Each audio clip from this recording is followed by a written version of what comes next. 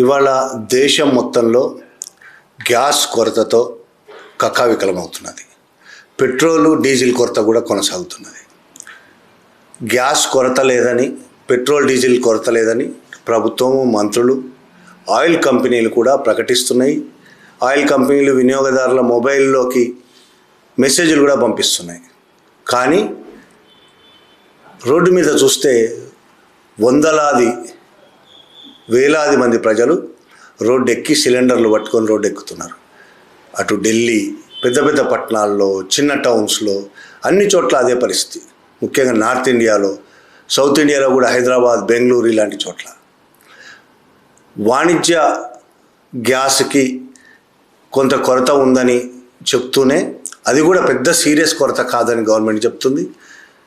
వంటకు సంబంధించిన, గృహ అవసరాలకు సంబంధించిన, ఇంటి అవసరాలకు సంబంధించిన గ్యాస్కి ఎలాంటి కొరత లేదని గవర్నమెంట్ చెప్తుంది. కానీ పరిస్థితి మాత్రం చూస్తుంటే అలా లేదు.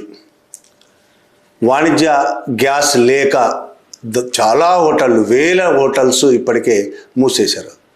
ముంబైలో 50% రెస్టారెంట్, హోటల్స్ మూసేశారు. పంజాబ్లో ఆ విధంగా ఉంది, ఢిల్లీలో మూసేశారు, బెంగళూరు, చెన్నై, హైదరాబాద్లో కూడా 2 రోజులు ఇలాగే కొనసాగితే మూసేసుకోవాల్సి వస్తుందని హోటల్ పరిశ్రమ వాళ్ళు చెప్తున్నారు. దేశవ్యాప్తంగా హోటల్స్ మూసివేత పరిస్థితి ఉంది. ఇలా హోటల్స్ మూసివేత వల్ల కొన్ని లక్షల మంది ఉద్యోగాలు లేక రోడ్డు మీద పడుతున్నారు.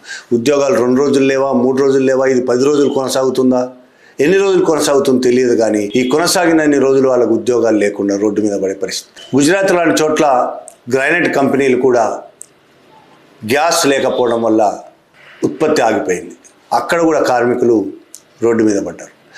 అక్కడే కాదు, చాలా చోట్ల గ్యాస్ ఆధారిత పరిశ్రమలు మొత్తం ఆగిపోతున్నాయి. అక్కడ గ్యాస్ దొరకటం లేదు, కొరత ఉన్నది.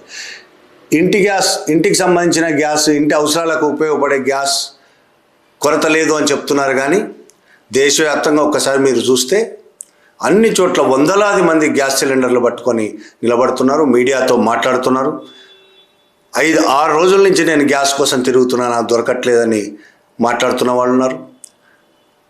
గ్యాస్ లేక అనేక ఇబ్బందులు పడుతున్నామని చెప్తున్న వాళ్ళు ఉన్నారు. అంటే వంట గ్యాస్ కూడా ప్రభుత్వం చెప్తున్నట్టు కొరత లేదు అని ప్రభుత్వం చెప్పడం అబద్ధం అంతే వెళ్ళిపోతుంది. వంట గ్యాసు లేదు, వాణిజ్య గ్యాస్ అయితే, కమర్షియల్ గ్యాసు లేదు అని గవర్నమెంట్ ఒక రకంగా ఒప్పుకుంటుంది.